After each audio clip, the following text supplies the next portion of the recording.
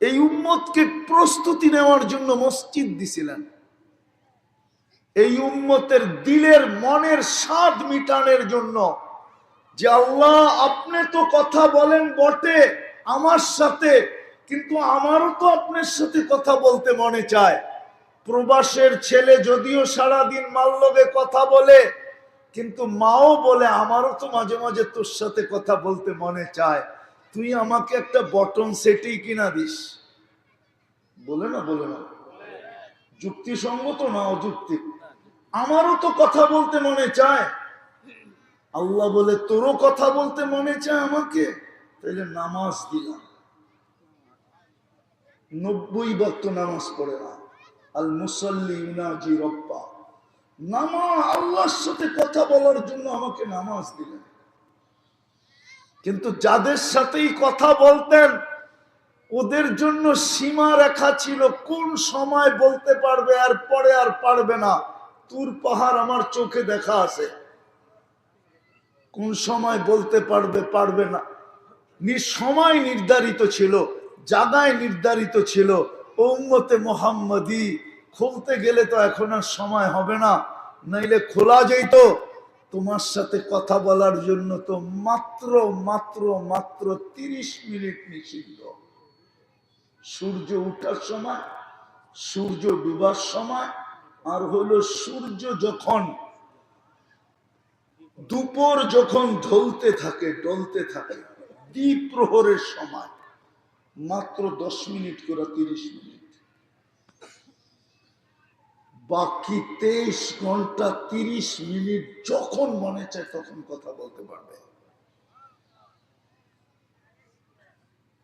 আর নামাজ পড়ার জন্য সারা জমিনকে মসজিদ বানায় দিছে। পানি যদি না থাকে তো মাটিকে তয়ম্মুম করার জন্য মাটিকে পানি বানায় দিছে। কেমন ভালোবাসা তোমার সাথে! কিন্তু আফসোস 90 ভাগ নামাজ পড়ে না। মসজিদ চিৎকার দেয়, নামাজি কোথায়? জমিন চিৎকার দেয়, জমিন মসজিদ চিৎকার দেয়, মুসল্লি কোথায়? জমিন চিৎকার দেয়, নামাজি কোথায়? আবারও পিছে যাইতেছি, মৌত অবধারিত, কার কখন হবে জানি না, কিন্তু প্রস্তুতি কতটুকু? প্রস্তুতি নেওয়ার জন্যই আল্লাহ আমাদেরকে মুসলমান বানাইছিলেন, উম্মতে মুহাম্মদী বানাইছিলেন, কোরআন দিছিলেন, নামাজ দিছিলেন, মসজিদ দিছিলেন। আমি মোটা মোটা গুলা দেখাইলাম, মোটা মোটা, কিন্তু কতটুকু? চলে তো যেতে হবে। বিদায় আসেন, যদি আমার এতটুক কথা বুঝে আইসা থাকে তাহলে চলেন আজকে মনের থেকে আল্লাহর কাছে তওবা করি। তওবা পারবেন? তওবা করতে বিলকুল মনের থেকে পারবেন?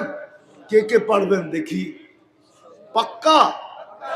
তাইলে বলে দেন, আল্লাহ সূর্য কিন্তু ডুবতেছে, কবুলিয়াতের সময় বলেন আল্লাহ অতীত থেকে তওবা করলাম, আপনি আমাদের তওবা কবুল করেন, আমাদের গুনাহ মাফ করে দেন। নামান। বুদ্ধিমান ওই ব্যক্তি যে আগাম জাবিন নিয়ে নেয়। বুদ্ধিমান ওই ব্যক্তি যে, সত্য তো না ভুল? না হাত করি পড়লে, না বেরি পড়লে, না জেল জরিমানা হইলে? বুদ্ধিমানকে আগাম জাবিন নিয়ে নেয়, ঠিক না? ওই বুদ্ধিমান। চলেন আজকের থেকে অভ্যাস করি, ঘুমানোর আগে আল্লাহর কাছে তওবা করি। শুধু বইলা দিই, আল্লাহ আমি তওবা করে ঘুমাইলাম। হইতে পারে আমি ঘুমের থেকে আর কোনোদিন উঠবো না। যখন উঠবো না তো আগাম মাপ চায় নিলাম। আগাম পারবেন করতে? যুবকরা পারবা? দেখো ইনশাআল্লাহ বললো না, অভ্যাস করো, এটা তোমাকে বড় কিছু পাওয়ায় দিবে। সারা দুনিয়া পাইলে যতটুকু তুমি জ্ঞানার না হইতে এর চেয়ে কোটি গুণ জ্ঞানার হবে। আমার কথা মাইনা নাও। ঘুমানোর আগে তওবা করো, ঘুমেরতে উঠা তওবা করো, এই নিয়তে যে কাল আজকে সূর্য ডুবতে আমি নাও দেখতে পারি, বিদায় আগাম জাবিন নিয়ে নিলাম। পারবা? তৃতীয়, আজকের থেকে ডেলি একবার কোরআনটা নাও, একটা চুমা দিয়া রেখা দাও, বাস। আমি তোমাদেরকে পড়তে বলবো না, শুধু চুমা দাও। পারবা? পারবেন আপনারা? যে ডেলি কোরআনটা একবার নিব আর একটা চুমা দিব, তারপরে কোরআনটাকে রেখে দিব। পারবেন? কঠিন না সহজ? দেখেন কিন্তু এটা কথাটা আল্লাহর কাছে রেকর্ড হইতেছে। মা মিন কাউল ইল্লা লাদাইহি রাকিবুন আতীদ। রেকর্ড হইতেছে, আল্লাহর বলবে তোকে এরকম বুঝাইছিল যে কোরআনটা চুমা দিয়া রেখা দিস, তুই যদি আমার কালামকে চুমা দিতি, আমি রব কসম করে বলতেছি আজকের দিনে আমিও তোকে চুমা দিয়া জান্নাতে দিতাম। হইতে পারে। চতুর্থ, আজকের থেকে মসজিদটা ভরা দেব। আজকের থেকে নামাজ কখনো ছাড়বো। পারবেন? আর নইলে একটা কথা আমার মনে রাখেন, এক সময় বাংলাদেশ থেকে ইরাকে চাকরি করতে যেত সাদ্দামের সময়, ঠিক না? ইরাকের বাড়ির চেয়ে আপনার বাড়ি সুন্দর না। বাংলাদেশের গুলশানের বাড়িও ইরাকের বাড়ির চেয়ে সুন্দর ছিল না। না আছে না ছিল, কিন্তু সব মাটির সাথে মিশে গেছে। না মিশে নাই? লিবিয়ার বাড়ি, যখন গাদ্দাফি ছিল, লিবিয়ার বাড়ি আপনার গুলশান বানানি, আপনার গণভবন আর বঙ্গভবন এর চেয়ে কোটি গুণ বেশি সুন্দর ছিল এক একটা বাড়ি। সব মাটির সাথে মিশে গেছে।